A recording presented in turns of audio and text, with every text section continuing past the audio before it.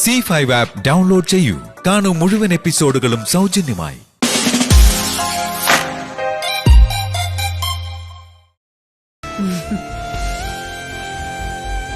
കല്യാണം പ്രിയയുടെ രാജീവിന്റെ ആണെങ്കിലും പിന്നിലെ വടംവലിയുടെ രണ്ടറ്റത്ത് DKയും അവിനാശും ആണല്ലോ. നാളെ എന്തെങ്കിലും ഒരു കാരണം കൊണ്ട് ഈ വിവാഹം മുടങ്ങിയ അതിലിപ്പോ ഒരു നാണക്കേട് DKക്കിന് ഉണ്ടാവാനില്ല. ഇത് മുടങ്ങി പോവാ ചേച്ചി. നാളെ കല്യാണം മുടങ്ങുന്നത് മാത്രമല്ല സംഭവിക്കാൻ പോകുന്നത്. പിന്നെ പ്രതീക്ഷിക്കാത്ത പലതും നാളെ സംഭവിക്കും. ചിലപ്പോ ഒരു മരണം പോലും സംഭവിക്കും. അയ്യോ, അതെ, ഇത് വെറുമൊരു മാച്ചിന്റെ ഫൈനൽ അല്ല, ഒരു യുദ്ധത്തിന്റെ അവസാന ദിവസമാ. ഇതുവരെ അവിനാശ് ചെയ്തതെല്ലാം നാളത്തെ ഒരു ദിവസം അവന്റേതാക്കാനാണ്. അതിനുവേണ്ട എല്ലാ ഒരുക്കങ്ങളും അവൻ പൂർത്തിയാക്കി കഴിഞ്ഞു. ഇപ്പൊ ശരിക്കും കളി കാര്യമായി. കഴിച്ചിട്ട് ഇറക്കാനും വയ്യ, മധുരച്ചിട്ട് തുപ്പാനും വയ്യ എന്ന പോലെ ആയി അല്ലേ? അല്ല, നാളെ ആരുടെ ചോര വീഴും എന്നതാണ് ചോദ്യം. പ്രിയയുടെ കല്യാണം നടത്തുക എന്നുള്ളത് DK കൊടുത്ത വാക്കാ. അനിയത്തിയുടെ കല്യാണം ജ്യോതിയുടെ ജീവിതാഭിലാഷം. എന്തായാലും അവിനാശ് പ്രിയെ കെട്ടാൻ ക്ഷേത്രത്തിലെത്തുമെന്ന് ഉറപ്പാ. അതേസമയം DK കൊണ്ടുവന്ന ചെക്കനും മണ്ഡപത്തിലെത്തും. രണ്ടിലാരവളെ കല്യാണം കഴിക്കും? ഈ കല്യാണം നടത്തിക്കിട്ടാൻ DKയും ജ്യോതിയും ഇമ്മണി വിയർക്കും. ഞാൻ ഇറങ്ങട്ടെ. എല്ലാം പറഞ്ഞ പോലെ നാളെ മണ്ഡപത്തിൽ കാണാം.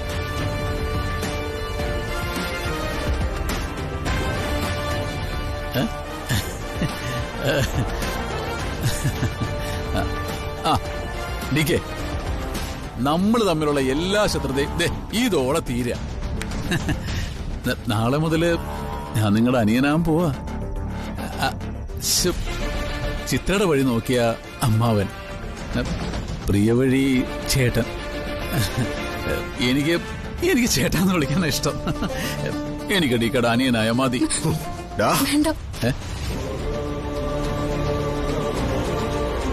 നിന്റെ ഈ തോന്നിയാസത്തിനുള്ള മറുപടി എനിക്ക് അറിയാഞ്ഞിട്ടല്ല, പക്ഷെ ഇതിൽ കല്യാണ വീടായി പോയി.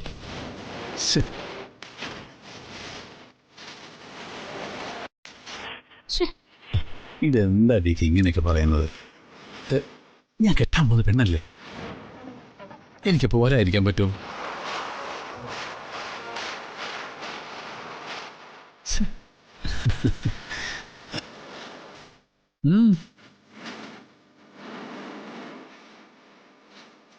എഴുതി മുഹൂർത്തത്തിന് മുമ്പ് അനിയത്തെ അണിയിച്ചൊരുക്കി ക്ഷേത്രത്തിൽ എത്തിക്കേണ്ടത് ഒരു എഴുത്തിന്റെ കടമയാ, അറിയാലോ.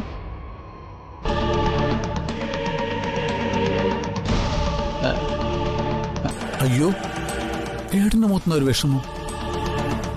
ഞാൻ നാളെ മുഹൂർത്തത്തിന് മുമ്പ് എത്തോന്ന് പേടിയുണ്ട് ഏട്ടന്? ശേ, പേടിക്കണ്ട, ഞാൻ കൃത്യസമയത്ത് എത്തും. പോരെ?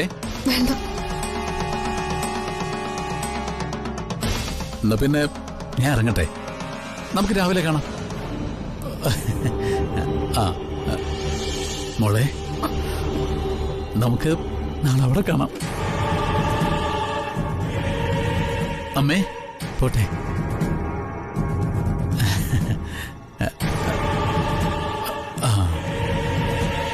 ഏട്ടാ, ഈ അനിയൻ പോട്ടെ. ഏട്ടൻ എന്നെ അനുഗ്രഹിക്കട്ടെ.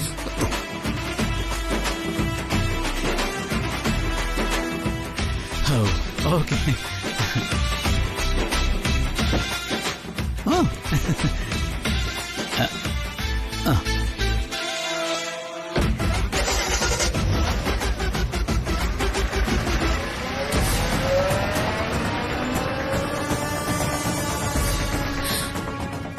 ഭഗവാനെ,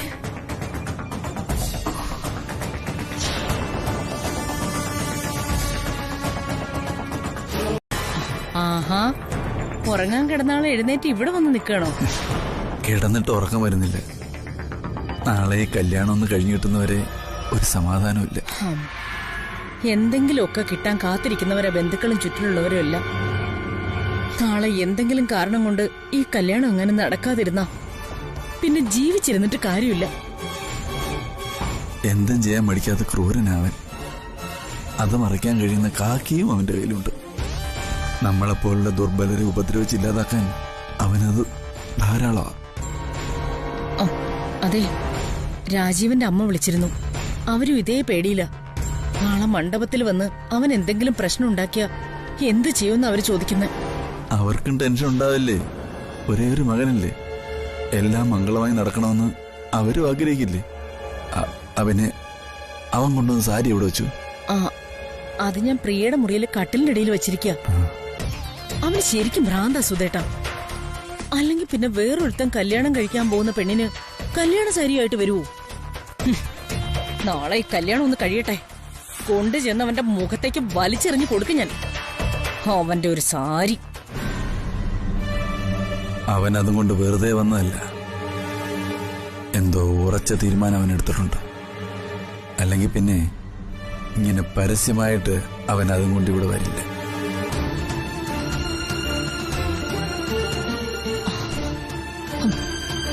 സുധേട്ടാ, നമ്മൾ എന്ത് ചെയ്യും? ഒരച്ഛന്റെ ജീവിതത്തിൽ ഇതൊരു പ്രതിസന്ധി ഘട്ടം തന്നെയാണ്. പക്ഷേ ഇത് മറികടന്നേ പറ്റൂ. എല്ലാത്തിലും വലുത് എനിക്ക് എന്റെ മകളുടെ ജീവിതമാണ്. അതിന് തടസ്സം നിൽക്കുന്നത് എന്തായാലും അത് ഞാൻ വെട്ടി മാറ്റിയിരിക്കും. സുധേട്ടാ, സുധേട്ടൻ എന്തായി പറഞ്ഞു വരുന്നത്? ഒരച്ഛന്റെ കടമ ഞാൻ നിറവേറ്റുവെന്ന്.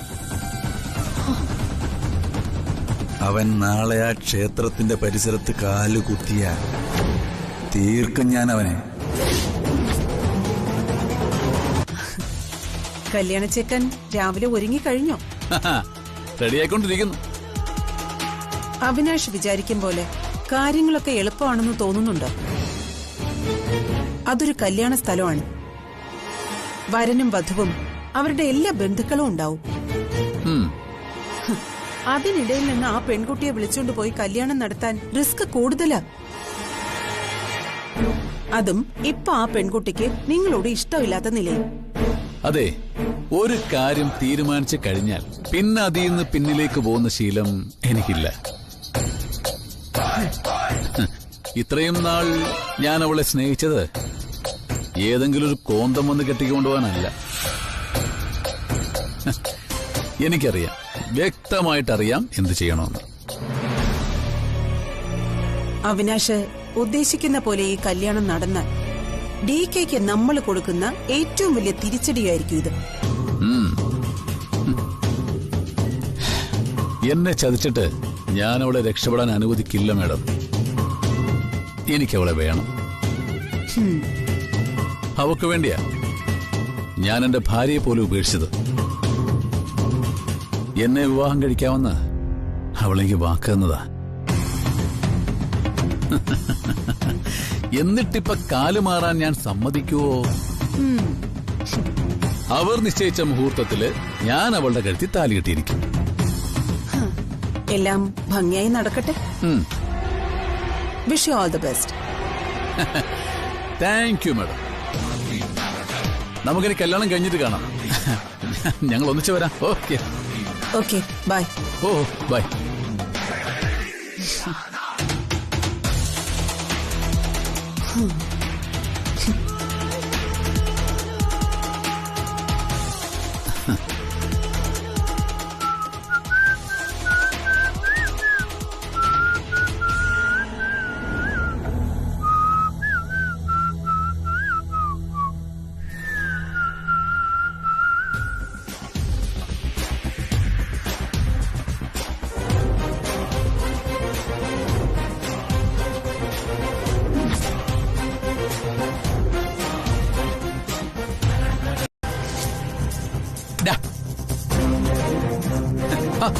അത് നോക്കി നിൽക്കുകയാണോ? ഇനി നിന്നാ ലേറ്റ് ആവും.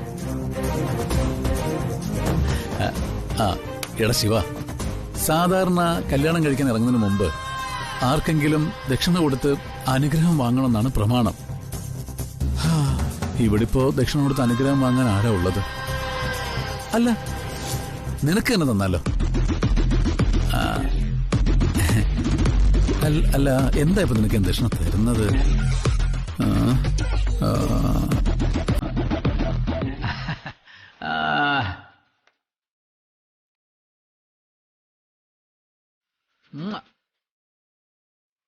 തൽക്കാലം ഇതുകൊണ്ട് തൃപ്തിപ്പെട്. ബാക്കി ഞാൻ കല്യാണം കഴിഞ്ഞ് തരാം. പോവാ, സമയം കളയണ്ട, പോവാ. അയ്യോ, ഒരു കാര്യം പറഞ്ഞു.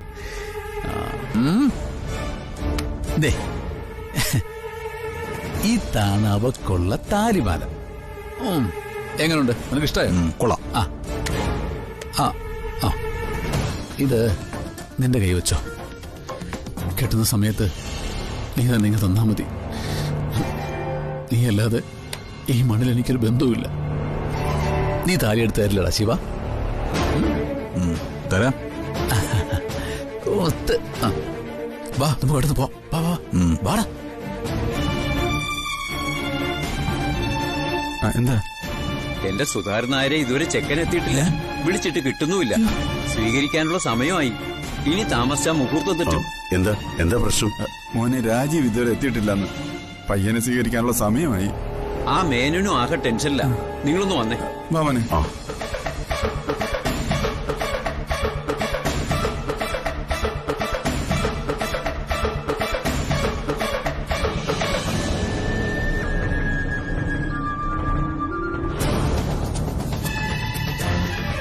നീ ഒറ്റ ഒരുത്തി അവന് വളം വെച്ചു കൊടുക്കുന്നത്.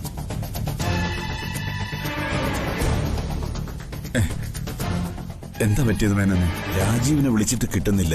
ഫോൺ സ്വിച്ച് ഓഫ് എന്നാ പറയുന്നത്. ചിലപ്പോ പാർലറിൽ നിന്ന് ഇറങ്ങി കാണില്ല. അവന്റെ കൂട്ടുകാരെ ആരെങ്കിലും വിളിച്ചു നോക്ക്. അവരുടെ ആരുടെയും നമ്പരൊന്നും ഞങ്ങളുടെ കയ്യിലില്ല. കുറച്ചു മുമ്പ് ഇപ്പൊ ഇറങ്ങാന്ന് പറഞ്ഞ് വിളിച്ചതാ. ഡീക്കെ, എനിക്ക് വല്ലാതെ പേടിയാവുന്നുണ്ട്. പേടിക്കണ്ട, അവനൊന്നും സംഭവിക്കില്ല. അവിനാശ് ഒരു കുഴപ്പമുണ്ടാക്കാതെ ശിവ നോക്കിക്കോളും. ശിവയോ? അതെങ്ങനെ? ശിവ അവിനാശിന്റെ കൂടെ തന്നെയുണ്ട്. നിങ്ങൾ പോയി സ്വീകരണത്തിനുള്ള ഒരുക്കങ്ങളൊക്കെ ചെയ്തോളൂ. രാജീവ് ഉടനെ എത്തും.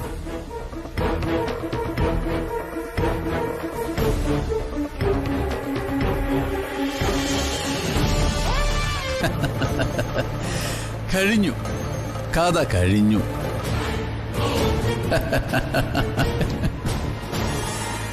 എന്റെ ശിവ, ആ ചെക്കന്റെ കഥ കഴിഞ്ഞെന്ന്.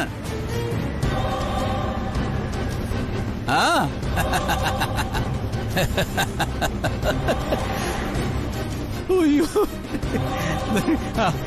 നമ്മുടെ കല്യാണ ചെറുക്കല്ലേ രാജീവ്, അവൻ ചത്തന്ന്. ഓ, ഒരു പാണ്ടി ലോറി അവന്റെ കാറിന്റെ നെഞ്ചത്തൊട്ടിടിച്ച് കയറിയെന്ന്. ദൈവമേ, പാവം, അപ്പൊ തന്നെ ചത്തുവന്ന്.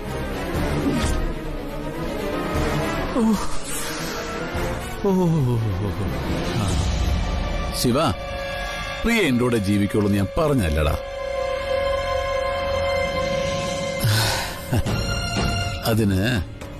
അതിനാരെ വേണമെങ്കിലും ഞാൻ കൊല്ലും.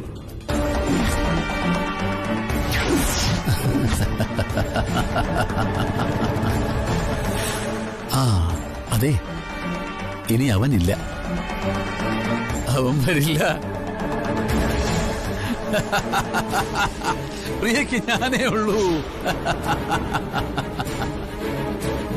അവളുടെ ജീവിതം നശിക്കാൻ ഞാൻ സമ്മതിക്കില്ല.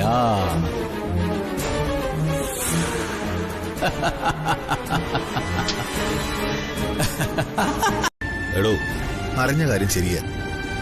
ആ പയ്യൻ സ്പോട്ടിൽ തന്നെ തീർന്നു. കൂടെയുള്ള രണ്ടുപേരെ മെഡിക്കൽ കോളേജിലേക്ക് കൊണ്ടുപോയിട്ടുണ്ട്. അവർക്കും സീരിയസ് ആണെന്നാ കേട്ടത്. എന്തായാലും ബോഡി പോസ്റ്റ്മോർട്ടത്തിന് അയച്ചിട്ടുണ്ട്. പെട്ടെന്ന് പോസ്റ്റ്മോർട്ടം ചെയ്ത് കിട്ടാനുള്ള ഏർപ്പാട് ഞാൻ ചെയ്യാം. ഓക്കെ?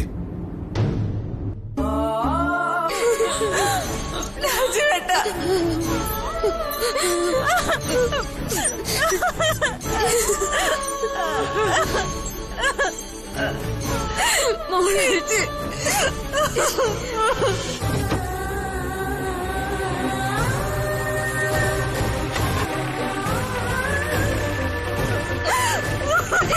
മോളെ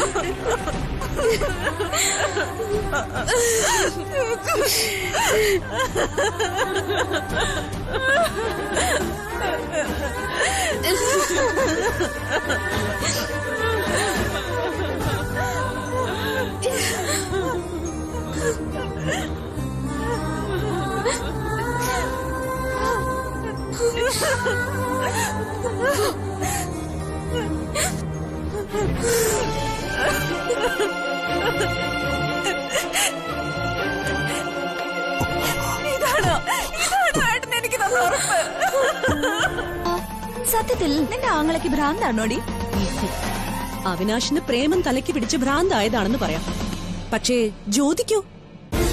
അവളെന്തിനാ അവിനാശിനെ പോയി വെല്ലുവിളിച്ചത്? അവിനാശ് മാത്രമല്ലല്ലോ, DK ഒപ്പം ഉണ്ടായിരുന്നല്ലോ. എന്തായാലും ഇത് ജ്യോതിക്ക് വലിയൊരു തിരിച്ചടി തന്നെയാ.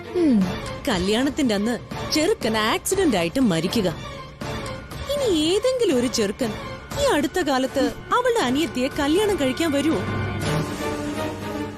ഇങ്ങനെയൊക്കെ സംഭവിച്ചത് ആ കുട്ടിയുടെ ജാതകദോഷം കൊണ്ടാണെന്ന് നാട്ടുകാരെ മുഴുവൻ പറയില്ലേ?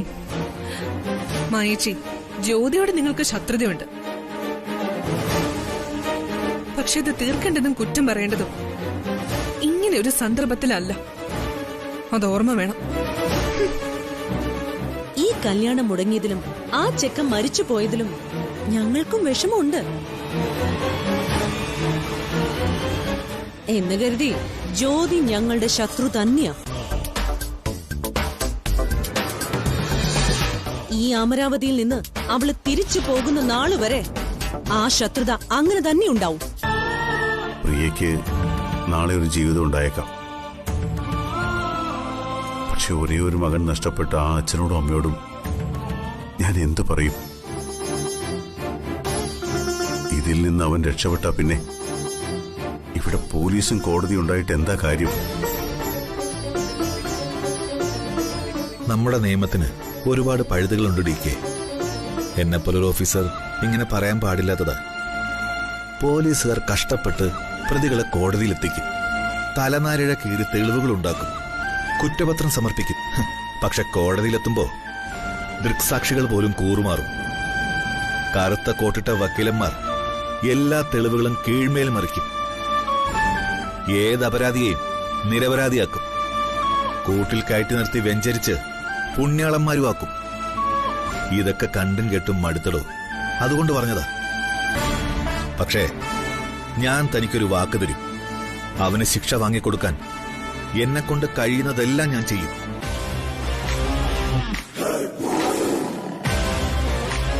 നമ്മുടെ നിയമത്തിന് അവനെ ശിക്ഷിക്കാൻ കഴിഞ്ഞില്ലെങ്കിൽ അവന് വേണ്ടിയുള്ള നിയമം ഞാൻ എഴുതും. അവന്റെ വിധി ഞാൻ നടപ്പാക്കും. എടോ, താൻ ആവശ്യമില്ലാത്തൊന്നും ചിന്തിക്കണ്ട. നമുക്ക് നോക്കാം എന്താ സംഭവിക്കുന്നതെന്ന്. മുറിവേറ്റത് എന്റെ മനസ്സാ. തെറ്റിപ്പോയത് എന്റെ വാക്കാ. നഷ്ടപ്പെട്ടതൊരു ജീവനും. പ്രതീക്ഷ നഷ്ടപ്പെട്ടു പോയൊരു അച്ഛനും അമ്മയും. അവരുടെ തോരാത്ത കണ്ണീരും എന്റെ മനസ്സ് പൊള്ളിക്കുന്നുണ്ട്. തന്റെ നിയമത്തിന്റെ വഴി താൻ നോക്കിക്കോ. തന്റെ നിയമം തോറ്റുപോയാൽ പിന്നെ എന്റെ നീതിയാ. അതവന്റെ സർവനാശമായിരിക്കും.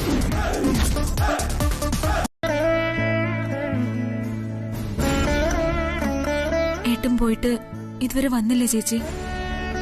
ഏട്ടൻ ഇപ്പൊ എത്തും മോളെ. രാജീവിന്റെ വീട്ടിൽ പോയിട്ടേ വരൂന്ന് പറഞ്ഞ്. പാവൻ രാജീവേട്ടൻ. DKക്ക് നല്ല സങ്കടമുണ്ട് മോളെ. ഇങ്ങനൊരു ചതി അവൻ ചെയ്യുമെന്ന് നമ്മൾ ആരും വിചാരിച്ചില്ലല്ലോ. അവനുള്ള ശിക്ഷ ഈശ്വരൻ കൊടുത്തോളും.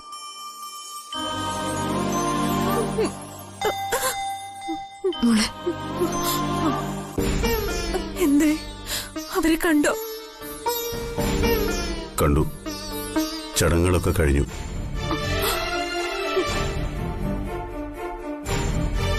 അവരുടെ ചോദ്യങ്ങൾക്ക് മുമ്പിൽ എനിക്ക് ഉത്തരവില്ലാതെ നിൽക്കേണ്ടി വന്നു.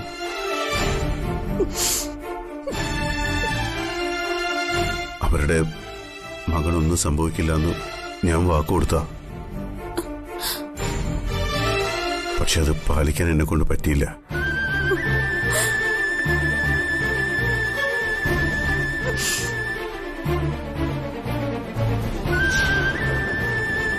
ഇനിയിപ്പോ അതിനെക്കുറിച്ച് പറഞ്ഞിട്ട് ഒരു കാര്യമില്ലല്ലോ. വാക്കുകൊടുത്തത് ഞാനല്ലേ. എന്നെ വിശ്വസിച്ച ഒരാളോട് എനിക്ക് നീതി പുലർത്താൻ കഴിഞ്ഞില്ലെങ്കിൽ അതെന്റെ പരാജയം തന്നെയാ.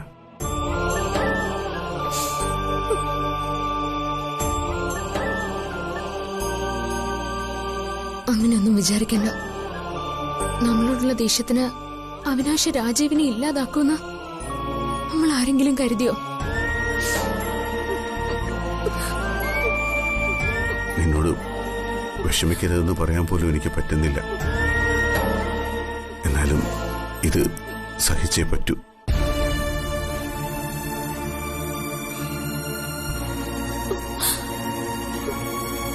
നീ തോറ്റുപോയെന്നറിഞ്ഞാൽ അവന് സന്തോഷാവും. അതുണ്ടാവരുത്. വേണമെങ്കിൽ ജ്യോതി കുറച്ചു ദിവസം പ്രിയയ്ക്കൊപ്പം ഇവിടെ നിൽക്ക്. വേണ്ട ചേച്ചി, ചേച്ചി പോയിക്കോ. ഇതെന്റെ വിധിയാണെന്ന് കരുതി ഞാൻ സമാധാനിച്ചോളാം.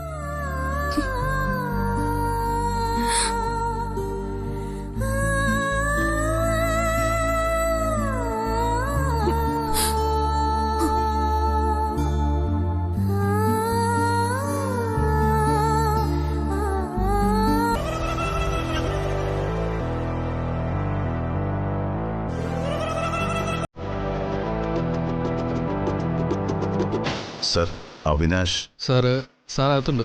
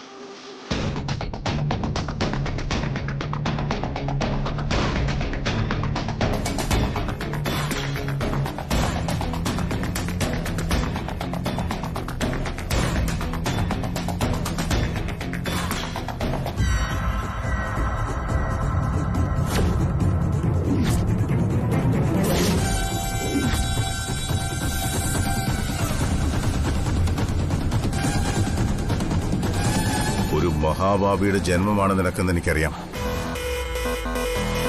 പക്ഷേ ഒരു പാവം ചെറുപ്പക്കാരന്റെ ജീവൻ നീ ഇങ്ങനെ ഇല്ലാതാക്കുമെന്ന് ഞാൻ കരുതിയില്ല. DK, നിങ്ങൾ എന്നെ വല്ലാതെ അണ്ടർ എസ്റ്റിമേറ്റ് ചെയ്തു. നിങ്ങളെക്കാൾ നിസ്സാരനായി എന്നെ കരുതി. അതാണ് നിങ്ങൾക്ക് പറ്റിയ തെറ്റ്. ആളുകളെ മനസ്സിലാക്കുന്നതിൽ എനിക്ക് തെറ്റുപറ്റിയിട്ടില്ല. നീ ഒരു ചതിയനാണെന്ന് ഞാൻ പണ്ടേ മനസ്സിലാക്കിയതാ. താര പറഞ്ഞത് ശരിയാ. സൂര്യ ഈ വീടിന്റെ മുകളിൽ നിന്ന് തള്ളിയിട്ടതല്ലേ. അത് കഴിഞ്ഞ് DKയെ കൊല്ലാൻ ആളെ വിട്ടു. ഇപ്പൊ ഈ പയ്യനെ കൊന്നു. ഇനി അങ്ങോട്ട് അവിനാശമായിട്ട് അധികം ബന്ധം തുടരാതിരിക്കുന്നതാ നല്ലത്. നിന്റെ അളിയനല്ലേ, ബന്ധം തുടരണോ വേണ്ടേന്ന് നീ അങ്ങ് തീരുമാനിച്ചാ മതി. എടാ, അളിയനൊക്കെയാ കാര്യം ശരി തന്നെ. പക്ഷേ ഈ ചെയ്തത് ചെറ്റത്രായി പോയി. ജാമ്യം കിട്ടിയില്ലെങ്കിൽ ജയിലിൽ തന്നെ കിടക്കേണ്ടി വരുമോ? എല്ലാവരും വലിയ സങ്കടത്തിലാണെന്ന് തോന്നുന്നല്ലോ.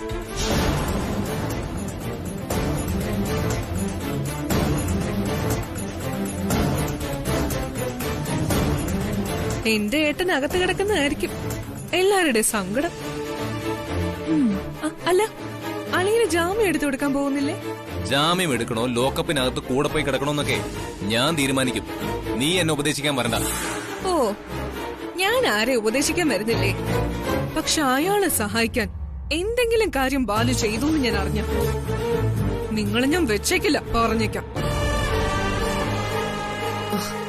നിന്റെ ആങ്ങളെ കുറ്റം ചെയ്തതിന് എന്തിനാ നീ ബാലുവിനെ പ്രതിയാക്കാൻ ശ്രമിക്കുന്നത്? ബാലു എന്ത് തെറ്റ് ചെയ്തു?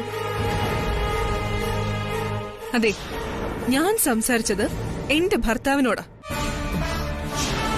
ആവശ്യമില്ലാതെ അതിനിടെ കയറി വർത്താനം പറയാൻ വരല്ലേ. ഓ, അത് ശരി. അപ്പൊ നിനക്ക് മാത്രമേ ഉള്ളൂ ഈ വീട്ടിലെ ഭർത്താവ് എന്ന് ഞാൻ പറഞ്ഞില്ല.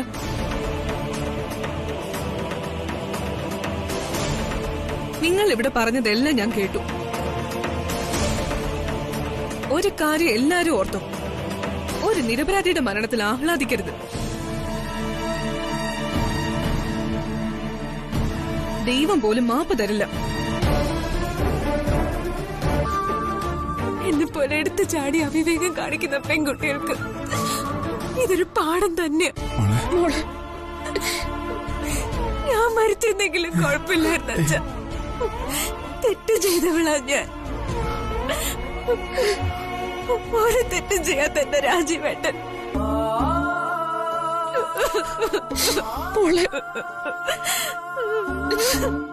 ഇനിയിപ്പോ ഒന്നും പറഞ്ഞിട്ടൊരു കാര്യമില്ലല്ലോ മോളെ. ആ അച്ഛനോടും അമ്മയോടും കൈകൂപ്പി മാപ്പ് പറയാനേ നമുക്ക് പറ്റൂ.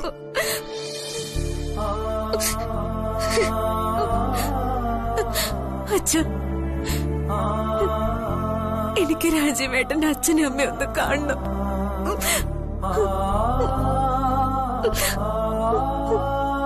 ആ കാല് പിടിച്ചൊന്ന് മാപ്പ് പറയണം. ഈ മാപ്പ് പറഞ്ഞിട്ട് എന്താ കാര്യം മോളെ? മരിച്ചുപോയവര് തിരിച്ചു വരില്ലല്ലോ. കല്യാണം കഴിച്ച് ഭാര്യയും കൊണ്ട് ചെല്ലേണ്ട വീട്ടിലേക്ക് മകന്റെ ശവശരീരം കൊണ്ടുവയ്ക്കുന്ന കാഴ്ച ഓർക്കാൻ പോലും പറ്റുന്നില്ല. ആ അച്ഛന്റെ അമ്മയുടെ നിലവിളിയാ ഇപ്പോഴും എന്റെ ഉള്ളില്. നമുക്കൊന്ന് അവിടം വരെ പോയാലോ? വേണ്ട, ഇവളിവിടെ ഒറ്റയ്ക്കല്ലേ ഉള്ളൂ. ഞാനൊന്ന് പോയിട്ട് വരാം മോളെ.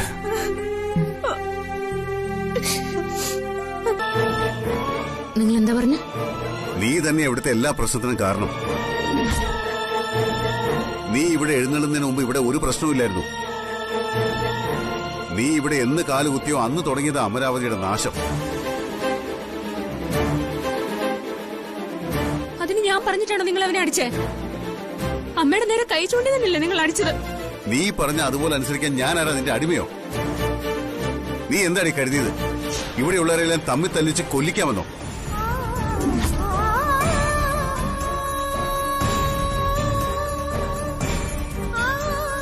ഹിറ്റ്ലറെ, നിങ്ങൾ എന്താ പറയുന്നത്? മിണ്ടിപ്പോരുന്നു നീ. എന്റെ മരുമക്കളും അവരുടെ ഭാര്യമാരും നീ ഇവിടെ വരുന്നതിന് മുമ്പ് എന്ത് സന്തോഷത്തോടുകൂടി ഇവിടെ കഴിഞ്ഞിരുന്നത്. ഒരു പോറല് പോലും ഏൽക്കാതെ ഞാൻ കൊണ്ടുവന്ന എന്റെ കുടുംബം ഇപ്പൊ തകർന്ന് തരിപ്പണമായി. ഭാലുവിനെ ഈ കൈകൊണ്ട് ഞാൻ തല്ലി. നിങ്ങളുടെ മരുമക്കളെ അവരുടെ ഭാര്യമാരെ നേർവഴിക്ക് നടത്താൻ നിങ്ങൾക്ക് കഴിഞ്ഞില്ലെങ്കിലേ അത് നിങ്ങളുടെ കഴിവുകേടാ.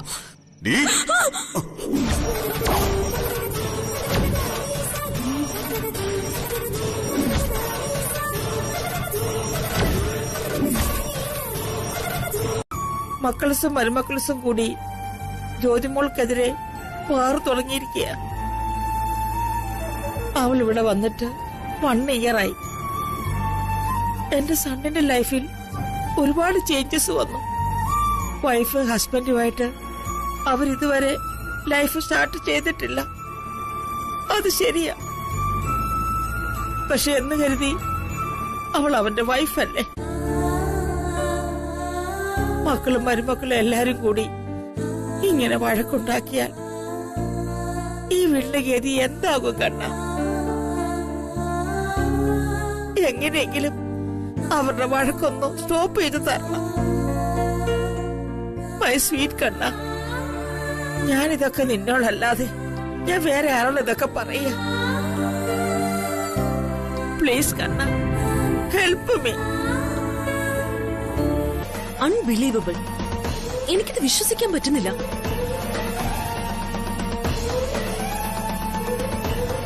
ഇത് അവളുടെ പുതിയ അടവാണെന്നാ എനിക്ക് തോന്നുന്നത്. എനിക്കും അങ്ങനെ തന്നെയാ മായച്ചി തോന്നുന്നത്. അവള് വേറെന്തോ മനസ്സിൽ കണ്ടിട്ടുണ്ട്. ഈ കാര്യത്തിൽ നിങ്ങൾ ജ്യോതിയെ സംശയിക്കണ്ട. ജ്യോതി കാരണമാണ് ഇവിടെ പ്രശ്നം ഉണ്ടാവുന്നത് എന്നാ DK പറഞ്ഞത്. അതവൾക്ക് ഫീൽ ചെയ്തിട്ടുണ്ടാവും. അപ്പൊ ബാലു അടികൊണ്ടത് വെറുതെ ആയില്ല. അവൾ ഈ വീട്ടിൽ നിന്ന് ഇറങ്ങിപ്പോയാ അതോടെ പഴയ സന്തോഷം എല്ലാം തിരിച്ചു വരും. ഏയ് അങ്ങനെ അങ്ങ് തീർത്ത് വിശ്വസിക്കാൻ വരട്ടെ. ഇതിനു മുമ്പും പലതവണ ഇതുപോലെ നമ്മളെ പറ്റിച്ചിട്ടുണ്ട്. അവള് പറഞ്ഞത് സത്യമാണോ അല്ലയോന്ന് ഒന്നുകൂടി ഉറപ്പുവരുത്തണം. അതിന് അവളോട് തന്നെ പോയി ചോദിക്കണം. അതിന് ആര് പോയി ചോദിക്കും? മായേച്ചി തന്നെ പോയി ചോദിക്കണം. ഇത് സത്യമായിരുന്നെങ്കിൽ ഇതിനേക്കാളും വലിയ സന്തോഷ വാർത്ത എനിക്ക് കേൾക്കാനില്ല. ജ്യോതിയില്ലാത്ത അമരാവതി, മിസ്സസ് ഹിറ്റ്ലർ കൂടെയില്ലാത്ത ഹിറ്റ്ലർ, അമരാവതിയുടെ മരുമകൾ പോയതോടെ ദുഃഖത്തിലായ അമ്മ. ഭാവിയിൽ അമരാവതിയിലെ ജീവിതം ഇങ്ങനെയൊക്കെ ആവും അല്ലേടി താരെ? പിന്നല്ലാതെ. പക്ഷേ അതിനേക്കാളും വലുതൊന്നുണ്ടല്ലോ. പഴയ പ്രതാപത്തോടെ മായച്ചയുടെ കയ്യില് പഴയ അധികാരം തിരിച്ചു വരുന്ന കാര്യം. എന്തായാലും ആദ്യം നമുക്ക് അവളോട് സംസാരിക്കാം. അതിനുശേഷം ബാക്കി തീരുമാനിക്കാം. ആരുടെയും വ്യക്തി സ്വാതന്ത്ര്യത്തിൽ കൈകടത്തുന്നത് എനിക്കിഷ്ടമല്ല. ഇവിടെ കിടന്നിങ്ങനെ ജീവിതം ഹോമിച്ച് തീർക്കുന്നതിന് നല്ലത് ഡിവോഴ്സ് വാങ്ങി വേറെ കല്യാണം കഴിച്ച് സുഖമായി ജീവിക്കുന്നതല്ലേ എന്ന് അവൾക്ക് തോന്നിയ നമുക്കെങ്ങനെ തടയാൻ പറ്റും? അമ്മ ഒന്ന് ആലോചിച്ച് നോക്ക്. ഞാൻ പറഞ്ഞല്ലേ ശരി. അവള് വന്നതിന് ശേഷമാ ഈ വീട്ടിൽ ഇത്രയും പ്രശ്നങ്ങളുണ്ടായത്. എനിക്ക് മറ്റെന്തിനേക്കാളും വലുത് ഈ വീടിന്റെ സന്തോഷവും സമാധാനവും. ഒരാൾക്ക് ഒരിടത്തുനിന്ന് പോകണമെന്ന് തോന്നിയാൽ അവിടെ നിന്ന് പോകുന്നത് തന്നെയായിരിക്കും അയാൾക്കും ആ സ്ഥലത്തിന് നല്ലത്. അപ്പോ ജ്യോതി ഇവിടുന്ന് പോണമെന്നാണോ നീ ആഗ്രഹിക്കുന്നത്? അത് തീരുമാനിക്കേണ്ടത് ഞാനല്ല, അവളാ. സുപ്രിയയ്ക്കല്ലാതെ മറ്റൊരു പെണ്ണിനും എന്റെ ജീവിതത്തിൽ സ്ഥാനമില്ലാന്ന് ഞാൻ എത്രയോ വട്ടം പറഞ്ഞിട്ടുണ്ട്. എന്നിട്ടും അമ്മയുടെ വാക്ക് ധിക്കരിക്കാതിരിക്കാൻ വേണ്ടിയാ ഇത്രയും കാലം ഞാൻ അവളെ ഇവിടെ താമസിപ്പിച്ചത്. അവൾക്കിഷ്ടമുള്ള കാലം അത്രയും അവൾക്ക് അമരാവതിയിൽ ജീവിക്കാമെന്ന് ഞാൻ വാക്കുകൊടുക്കുകയും ചെയ്തു. ഇനി അവളെ ആരും നിർബന്ധിക്കേണ്ടെന്നാ എന്റെ അഭിപ്രായം. അമ്മ ടെൻഷൻ അടിക്കണ്ട. കുറച്ചു കാലത്തേക്ക് നമ്മുടെ വീട്ടിൽ താമസിക്കാൻ ഒരു അതിഥി വന്നു. സൽക്കാരങ്ങൾ കഴിഞ്ഞ് അതിഥി മടങ്ങുന്നു, അത്രയേ ഉള്ളൂ. ഞാൻ ഓഫീസിൽ പോയിട്ട് വരാം.